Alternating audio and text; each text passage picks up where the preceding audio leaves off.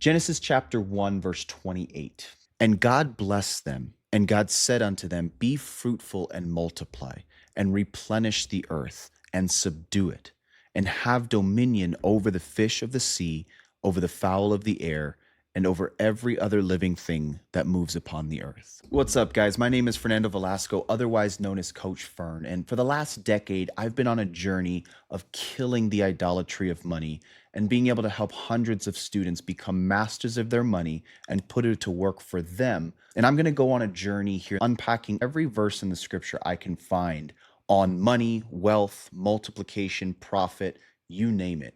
If you'd like to join me on that journey, be sure to hit subscribe. Let's get into this passage. So this is God's first command for humanity. And being that it was right off the back of creation, it's safe to say that this was his original intent or design for us, stewardship. He first created the world, and then he created man and gave the world to man to steward for him. Now in Genesis 1:1, God tells us something very simple but powerful about himself. The scripture says, in the beginning, God created. He simply tells us that he is a creator, or that he is creative himself. And in just a few verses later, he tells us something very specific about us as mankind. Scripture says, so he created man in his own image. In the image of God, he created him. See, God first reveals to us something about himself in being a creator. And then he tells us that we were made in his image. Therefore, we can assume that we were also made with a piece of this creativity. And then God gives us the original command to continue in his image and likeness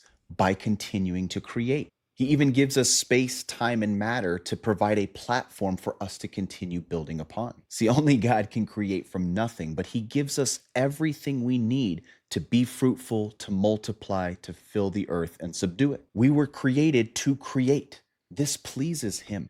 And each of us were born with a specific aspect of his creativity. And this was done with specific intention and purpose. See, there is an assignment for each of us in his kingdom in which that specific portion and aspect of his creativity will be necessary. The question is, what is yours? How is it being grown? How is it being manifested in your life? Is it being utilized to be fruitful and to multiply and to fill the earth with it and to subdue it? All in all, is it being stewarded well? I think it's easy to look at being fruitful and multiplying and filling the earth as a command for procreation, right? Having more babies. But I think we're missing a whole aspect of God's creativity with that. God created life, yes, but he also created color.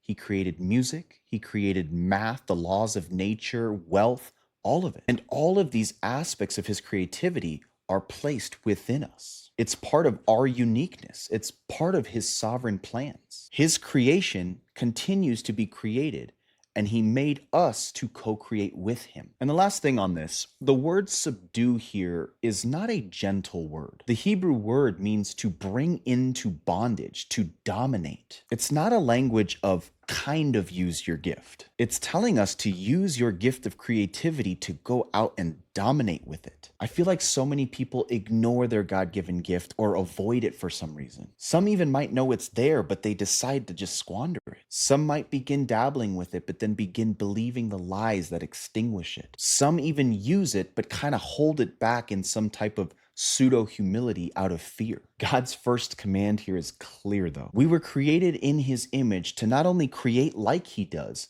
but to create how he does. And that's with excellence and dominance, without holding back. This is what God says about you, your purpose, your identity. It's not me saying these things. This is the scripture. This is already your reality. This is the truth.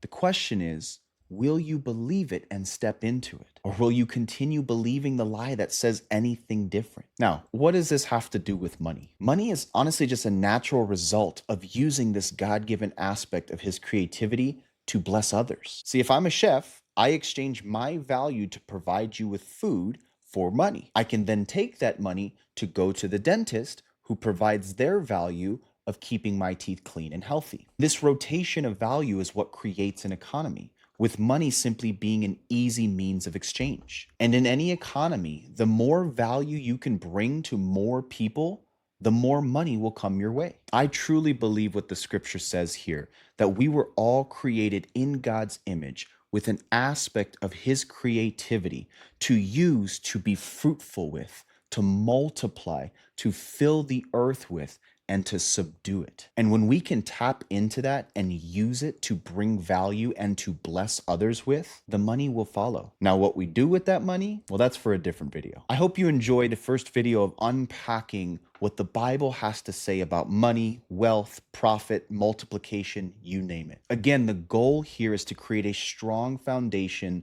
of a biblical view of what money is. If you've enjoyed this first one and want to join me on this journey to kill the idolatry of money and to utilize it the way that God intended, hit that subscribe button and I'll see you on the next one.